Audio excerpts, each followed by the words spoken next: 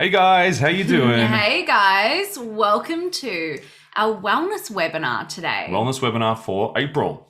Woohoo! Yes. So, if you've never met our faces before, I'm Amanda, this is Jared, Hey. we're from Fit to Last, and every single month we're going to be bringing a new wellness webinar on a variety of different topics, hey? Yeah, and this month very specifically we wanted to talk about nutrition. It's something we get asked all the time. Yeah, it is. So that's why we've decided this month for our topic to be all about nutrition. So Yeah. we've got a few questions that we're going to answer today, but we also thought that we would take you through one of the most important questions, or most popular, shall I Yeah. say, questions we get asked all the time, and that's around just what on earth should I eat? Now, keep in mind too that this is general nutrition advice based on everything that we know about nutrition and fitness. We are not dietitians, we are not nutritionists. This is not a specific meal plan for you.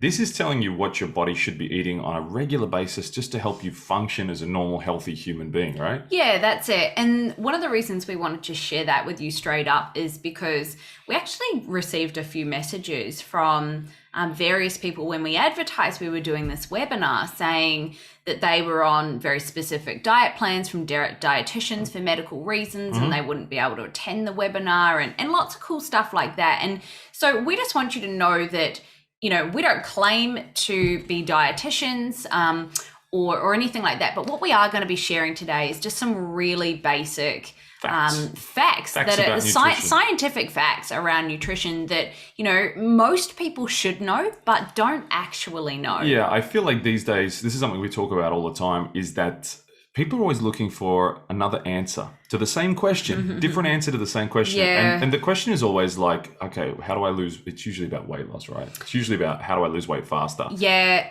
or finding that magic pill or potion what do or I whatever take? it's going to do it for them. What do I take out of my diet to make me lose weight really quickly? It's not about that, really. Having a healthy, balanced diet, and it's the same thing you hear from everybody. There's a reason why you hear that answer, because it's the right one. And you'll see down in the bottom left of this screen, it says Goal Getter. Now, this is from our Goal Getter program. This is like a little mini excerpt from a class that we do in our Goal Getter program, Yeah. which is about helping people to crush and reach and smash their goals and all that sort of stuff. It is. This is one of our more popular ones that we did. So before we get started, I'm just going to show you my screen here. Back at the start of the month, inside of our Facebook group, I asked the question, when it comes to nutrition or food, what do you find the most difficult? List as many points as you like. So we're going to take you through this little webinar today, and then we're actually going to be answering some of the questions we had given to us inside of our Facebook group as well. Yeah, and if you have other questions after this, hit us up. Hit You us know where up. to find us on the That's socials, it. on the Facebooks, on the Instagrams, and or as you know, I love how like people say that, like on the Facebook, like my mum says that. Okay. On the Facebook, yeah. So let's talk about what we're going to cover today. Moving straight on from that. Now, if you put the in front of it, it just sounds so old. On the Instagram. So on the slide today, what are we on the slide talking today, about? we're going to talk about what should be on your plate, like physically, what should be on your plate? What are essential foods? What are the things that you need to actually function day to day? Why are they important? That's a pretty simple one, actually. Intuitive eating, which is something Amanda's going to really dive into. It's a very passionate topic for her. But we're not going to give you any homework, are we?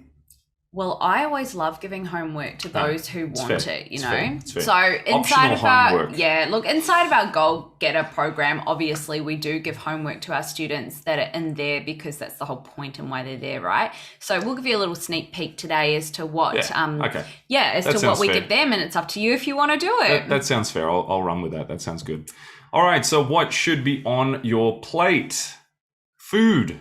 Simple. All I mean, right. if you asked any Joe blogs that, they're definitely going to tell you that they know things like fruit and vegetables should be on your plate, right? Yeah, We and all look, know that. We don't particularly subscribe to any one way of eating. For us personally, we don't subscribe to keto or paleo or the Atkins diet or any of that. I'm not going to say anything bad about it. If that's what you subscribe to, that's Yeah. fine. But at the end of the day, you shouldn't be depriving yourself of things in order to think you're going to get healthy. Yeah. Right? Now- There's a reason why your body craves or requires certain things to Yeah, function. that's it. Now, I do want to cover a topic that was mentioned by one of our followers Yeah. here who, so they let us know that, you know, a wee while ago they did like a fitness challenge and they were given a very specific meal plan, which basically cut out all of carbohydrates and certain food groups. How did I they don't- like get through the day?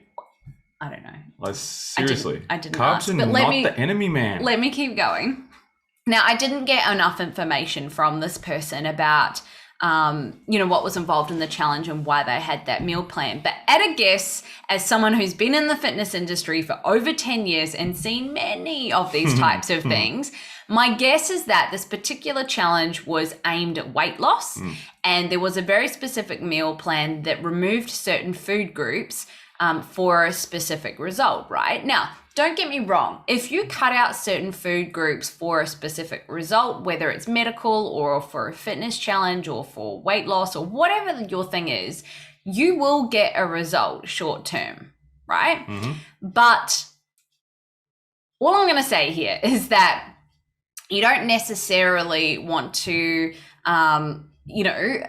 live your life in short term all of the time. Okay. It's not often sustainable. Yeah. And it's not something that is going to likely be something that you can do for the rest of your life. So just be really mindful of that, is that you will likely get a result if you follow a plan like that, but it's not necessarily going to be something that's long term. Okay. Yeah, absolutely. So there are definitely dietary guidelines that, are there to help you and to help you make healthy choices with good nutrition and health, but just be a little bit mindful that if you're being given something by a very specific medical professional, then it's going to be there for a reason. Yeah. But if you don't have any intolerances or challenges medically with your body, then just be cautious. Yeah, there are, just... It's like Dr. Google, where we Google all the things that we think could possibly be wrong with us, and we end up finding out it's some sort of life-threatening illness when actually it's a cough.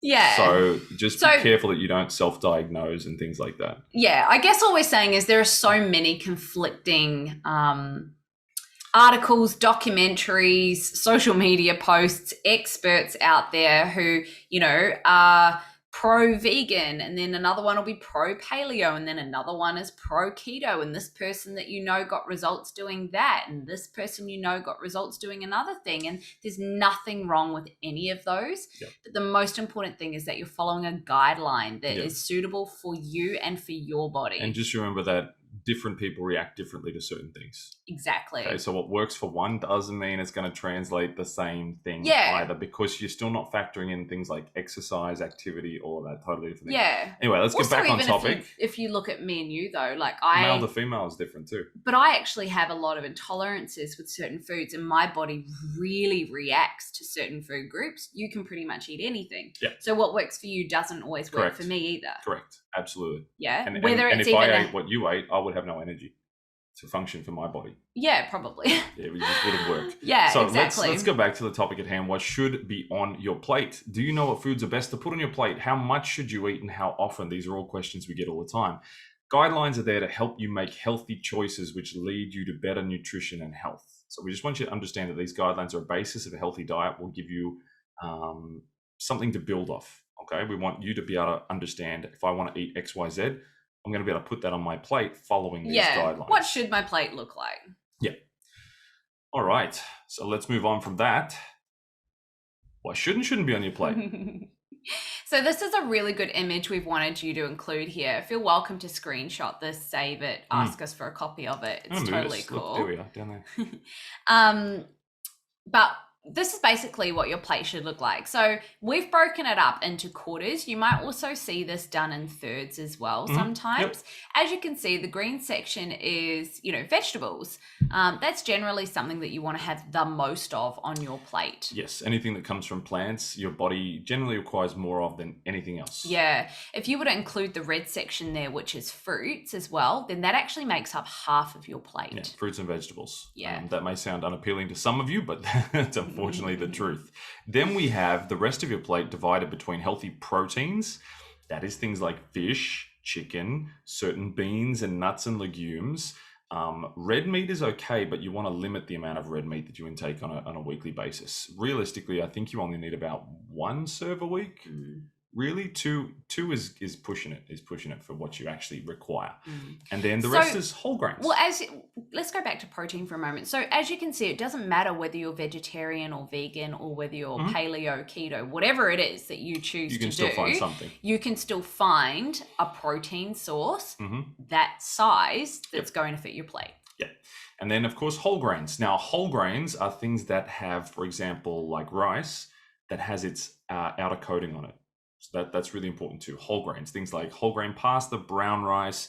We want to try and limit the amount of refined in your diet, which is things like white bread, white rice, because the nutritional value of those things is quite low compared to everything else. And of course, drink something like water, tea, coffee. Limit the amount of sugary drinks that you can intake on a daily basis. Yeah.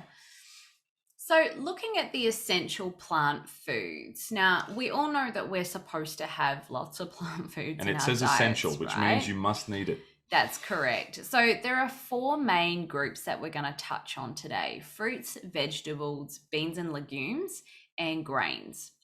The reasons why that we want to touch on these and educate you a little bit more on them is because they contain so many of the essential nutrients that your body needs. And a lot of the time we forget when we're Mhm. just eating food, like just how important nutrients actually are. We thrive on having Yeah. vitamins and minerals and fiber and Fiber. phytochemicals, antioxidants. They all provide such So it's, important roles in our body. and it's amazing how many of the things that we suffer from in life can actually be fixed by eating more of the right thing. And often they're caused by the fact that we don't eat enough of the right thing. So Yeah. you can see the antioxidants, which are basically anti-inflammatory substances in your body. Absolutely. But having those essential plants helps to lower cholesterol. It will help reduce your weight because they're not high in calories in the same way. And they also help to stabilize your blood sugar, which is a Which- huge thing. Yeah, which can prevent or in some cases reverse things like type 2 diabetes. Yes.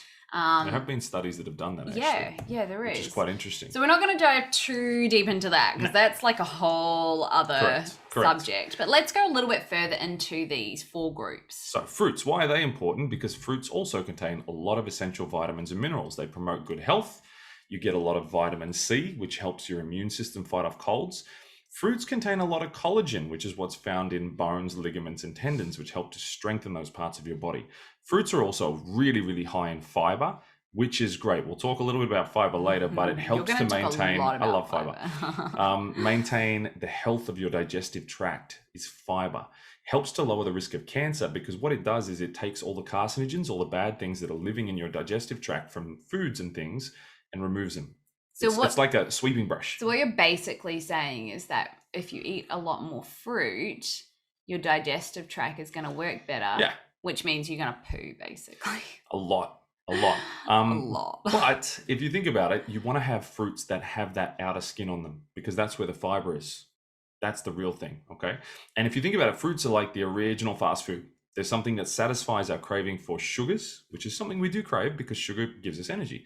But they come wrapped in that little package of fiber, which helps you feel full and know when to stop eating. That's the important thing. Yeah, exactly. So vegetables. This is we totally you, this one. all know that we're supposed to eat vegetables and a big wide color of the rainbow of vegetables. The but more color, the better. yeah, absolutely. Not just and green. You know, it's okay if you don't love every single vegetable that's out there. I definitely don't. I 100% do not. But there are some, you know, amazing vegetables that you can find really awesome ways to have in your diet, whether you're eating them raw or, you know, as is on the plate, or whether you got to mush them up and hide them in something. I don't know. It doesn't matter. Just get it into your body. They're very rich, like fruits, and vitamins and minerals. We talked a lot about fiber just before. If you have things like dark leafy greens like kale, bok choy, silver beet, spinach, broccoli, anything like that, all of those types of vegetables are really, really good sources of iron. Mhm. And that's a really big deal, especially for women. We tend to, we tend to be a little bit lower in iron or deficient in iron in comparison to men. Yes. So having a lot more dark leafy greens in your diet will help with that. And they help you get good iron levels without giving you too much. Because having too much iron, which often we get from supplements, is not a good thing. Too much iron is not a good thing. That's it. Now, this here one, the calcium is really interesting. Calcium is an interesting one because I don't know about you, but We all grew up with when this, I right? grew up, We it all got was, this. have a glass of milk. It's good Milk for is your strong bones. bones, yep.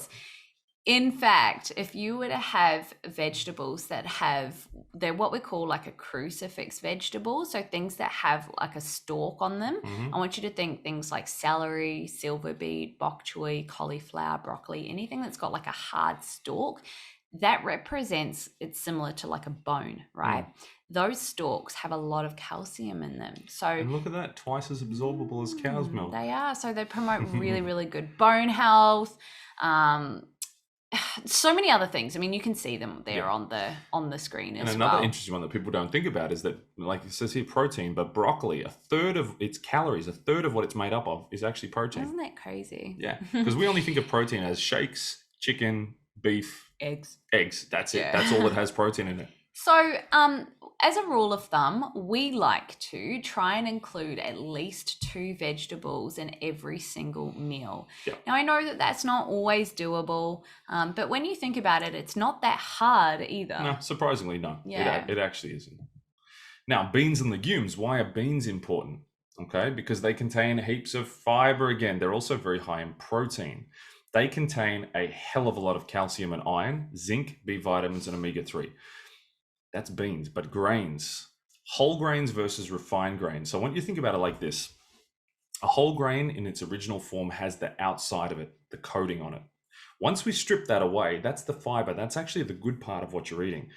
So when you have that refined grain, which means the husk, the outside has been taken away, there's not a lot that your body's going to take from it. They don't have that many nutrients. It's actually that outer coating that's the really, really important bit. So that's why brown rice is much more beneficial for you than white rice, because it's giving you all of that. It helps you to digest, get glucose into your body faster. Good source of protein, great healthy carbohydrates, which gives you fuel, not only for your body, but for your brain. That's a really, really important thing. So always think about that. If you're going to have things like grains, rices, stuff like that, try and pick the ones that are in its original form. The closest you can eat something to the way it was grown, A brown the version. better off it is. Yeah, Yeah. definitely. So this is probably my favorite page on the whole slide. And again, you can screenshot this or ask us to send it to you. But this is what we like to call a bit of a traffic light system. And I love having this up somewhere where I can see it. I do a lot of cooking in our house. So I do not. This goes up on our fridge. And it's just a really, really great, easy way to make some substitutes for foods that you might not be sure how to substitute. Yeah. So if you think about it like this, the green foods are the essential plants and the essential calories. Now, we don't mean green foods. Green system, green We traffic mean light. foods that are sitting there in the green section. And that means they're the most healthy, but they're also the best for weight loss. That includes other, and you can see dark chocolate there. Yep. Again, you don't go crazy with it, but yeah, it's there. Yeah. Then we have the orange, which is something you should have moderately healthy. It's not the worst thing you can eat, but just don't go crazy with it. And that's where you'll see little things like animal fats, alcohol, red meat, certain types of fruit like dried fruits, stuff like that. And then you have your red, which is the least healthy and the biggest contributing factors to weight gain. So what we want you to think about with this is if you're eating a lot of stuff from the red, we want you to think about, can you replace it with something from the green? And what's great about this sheet here, I guess, is that because they're in columns, you can literally just look upwards and see, okay, what could I replace potato Or other chips veggie chips. with? Because people think veggie chips are healthy because it says vegetable. They're not. They're terrible. Yeah. But if you're doing that, like Amanda said, you just look straight up and go, okay, what could I pick from the other list that, that may be better for me to have? So could let's I make take chips out of sweet potato? Yeah, let's take potato chips, for example. You might look up and see corn there. Okay, so you could change a veggie chip for a corn chip. Yeah, that is better. Yeah, or you could change a potato chip for a sweet potato chip. We have that all the something time, like actually. that. Yeah. We cook potato chips, sweet potato all the time. They taste so good. And if you know me, I love my chips. And I love chips too. Not as much as me. Really love chips. That's a conversation for another time. All right. So intuitive eating. This is a really like on trend subject at the moment. And I love that there's a picture of a cupcake Mhm. because that floats my boat quite a lot. Well, I'll explain the cupcake. For it's a red cupcake. It could be made out of beetroot. No, it's not. I can see it. I have a skill for this. I'm like a divining rod for anything that's sweet. So intuitive eating, it's a very on-trend subject at the moment, but do you actually know what it means? No. I know you didn't. I did. You had to. I didn't. No, until I met you, but I'm sure a lot of people do not understand Yeah, this that's it. concept. So basically intuitive eating is a philosophy or a way of eating that kind of makes you the expert of your body and its hunger signals. Okay. And a lot of the time, as you've probably experienced, I definitely have, and I know you have too, is sometimes we eat when we're not even really thinking about it. And it can come from a place of boredom or stress or mine is boredom. Busyness or all sorts of reasons. It might not necessarily actually be fueled by hunger. So intuitive eating, when you can do it properly, allows you to get in touch with what your hunger signals are and establishing whether you are really hungry or whether you're just a little bit hungry for a snack or whether you're bored depressed, or stressed, depressed, like anxious, whatever it is. Okay. And essentially, what I love most about intuitive eating is it's the opposite of a traditional diet. I'm not a huge fan of traditional diets unless they're for very specific medical or, goal-related reasons, right? Like there's a place for everything. But if you're just living a really normal, balanced life, I would suggest that you look a little bit more into intuitive eating because it doesn't impose any guidelines about what you should and shouldn't avoid and what to eat and when to eat, and there's no rules around it. A lot of things in balance. Yeah. Instead, what it actually teaches you is that you're just the best person to make those choices for your body. And the idea is that you should eat when you're hungry and stop when you're full. It's pretty basic. Okay. But it's knowing the difference between those things. Exactly. So let's have a look at what the difference is between physical hunger and emotional hunger. So physical hunger it's actually a biological urge within your body that tells you, hey, like we need to replenish some nutrients, like get some food in me. It builds gradually and it has different signals, such as things like growling in the stomach, fatigue, irritability, also known as hangry. And it can be satisfied quite quickly when you've had food, right? Whereas emotional hunger, very different thing. Yes. Emotional hunger is generally driven by an emotional need like sadness, loneliness, boredom, stress, depression, anxiety. All of those types of feelings can create cravings for foods. And often they're comfort foods as well. So foods that probably sit in the red category. And a good way to tell too is that when you finish them, you resent the fact that you ate it in the first place.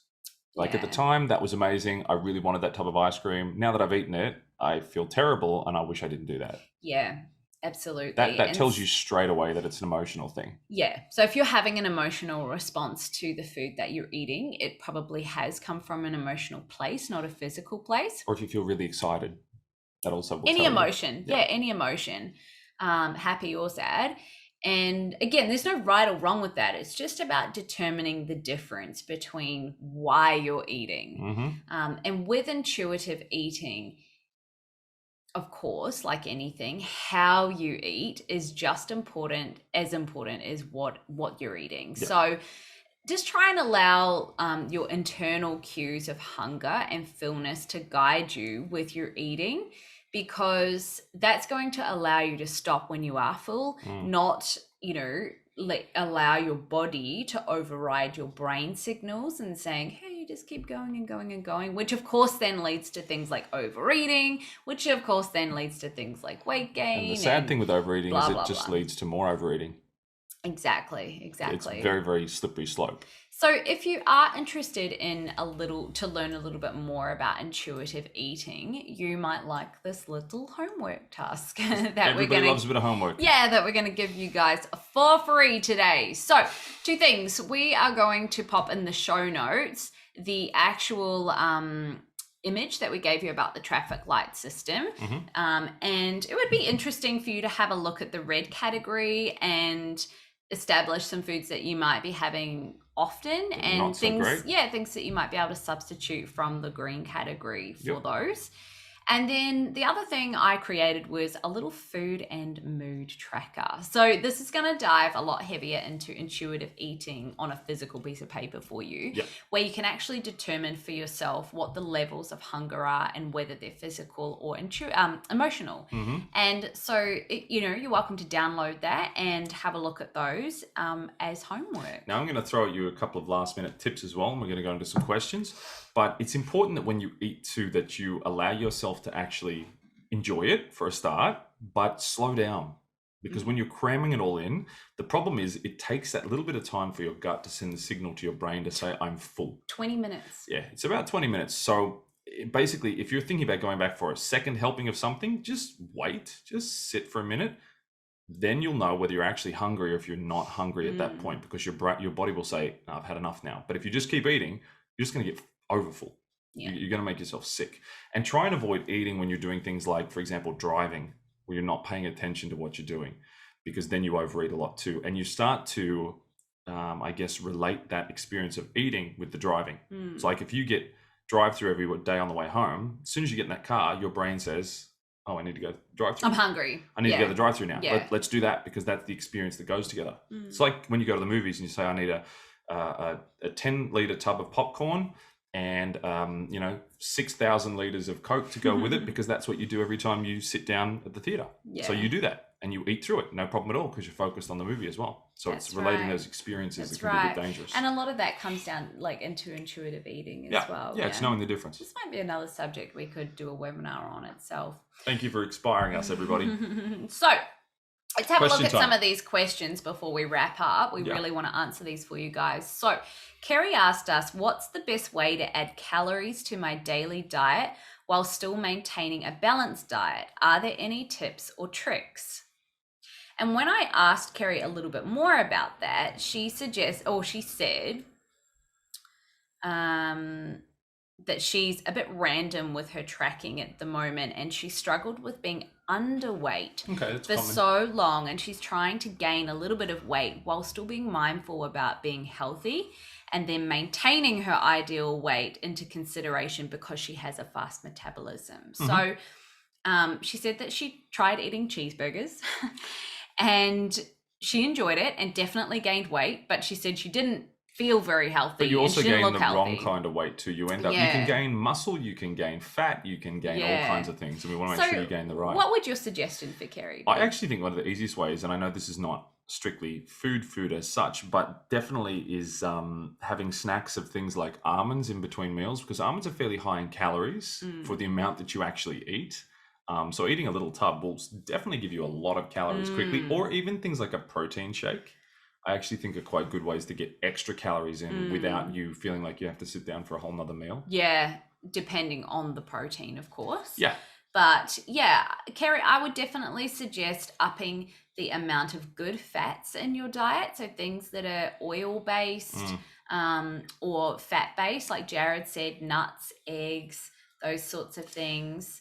And making sure that you're having meals that are fuller in protein and good fats rather than empty carbohydrates are a great thing for you to have, but try not to make them a processed carbohydrate where it's just going to be empty calories. Yeah, because then you're going to feel straight away starving. Yeah. So having, like we talked about, the whole grains or having fruits, vegetables, that sort of stuff as well. Yep.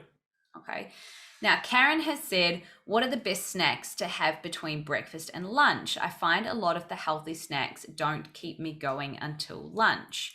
Usually she has Greek yogurt and homemade granola, which isn't too bad at keeping me going, but sometimes I want something that goes with my coffee. I love that. Granola is good too, but again, there's a lot of granolas are generally quite high in sugar. They're one of those things that feels like they're quite healthy, but they're actually really not. And then the sugar comes off really quickly.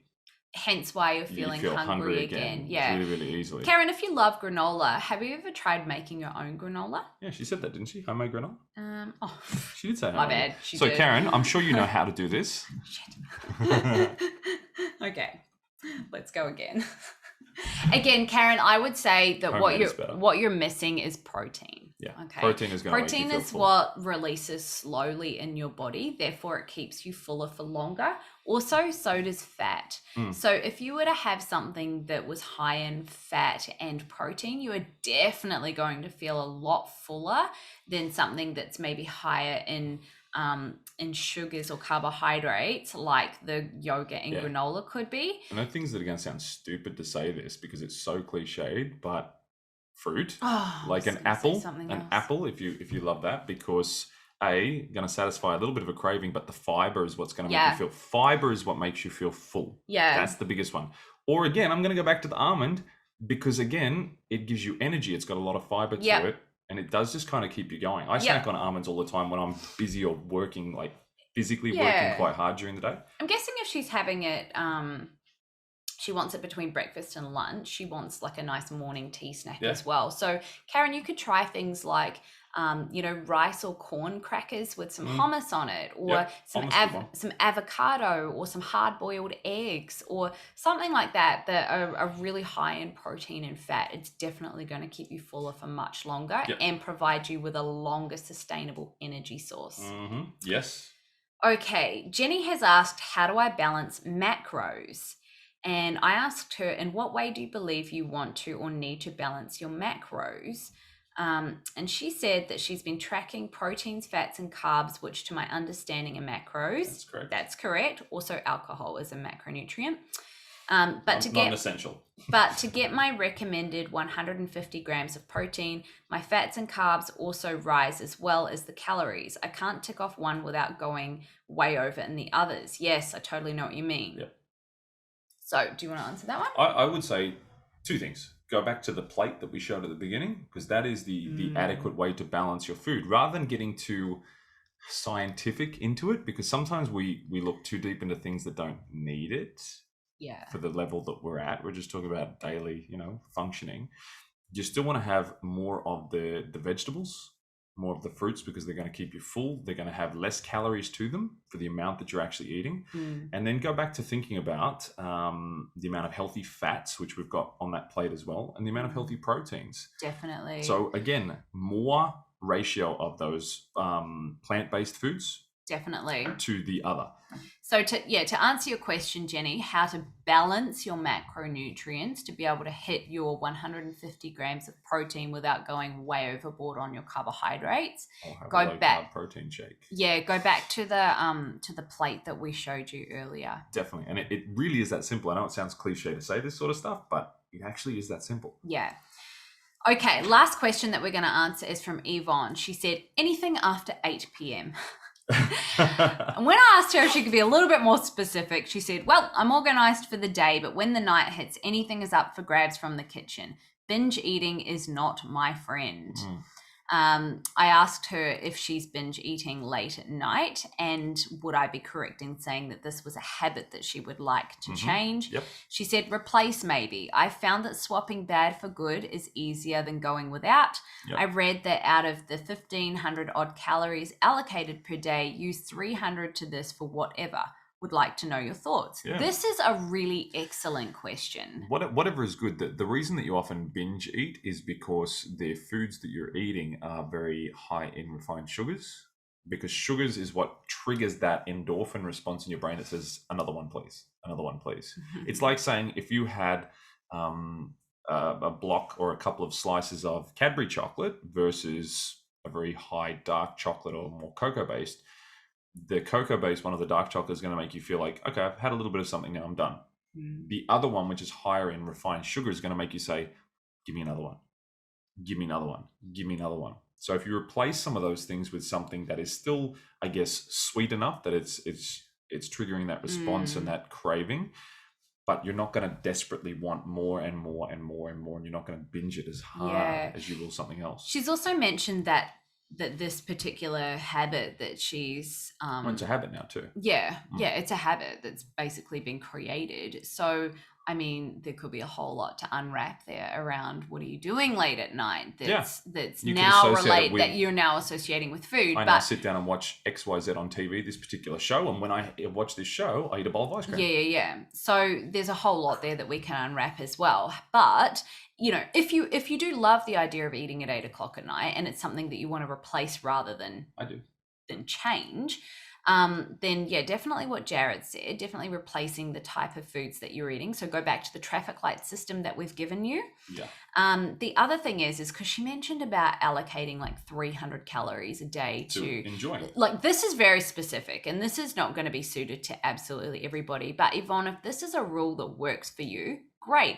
I would suggest doing that a little bit earlier in the day. Yeah. So if if you're choosing to have whatever it is, and they might fall on that red light, have them earlier in the day. Now, I know Burn Yvonne them off personally, so I know that she's doing some exercise late at night as well. Yeah. So she's probably more likely to burn them off. Yeah. And they're also, more likely to do less damage. yeah, and also, so by not having those high refined processed foods late at night, you're more likely to promote also a better sleep, Mhm. better digestive system, which means less weight gain, more pooing, which is great, and you're not going to wake up feeling crappy as well. That's true. Okay.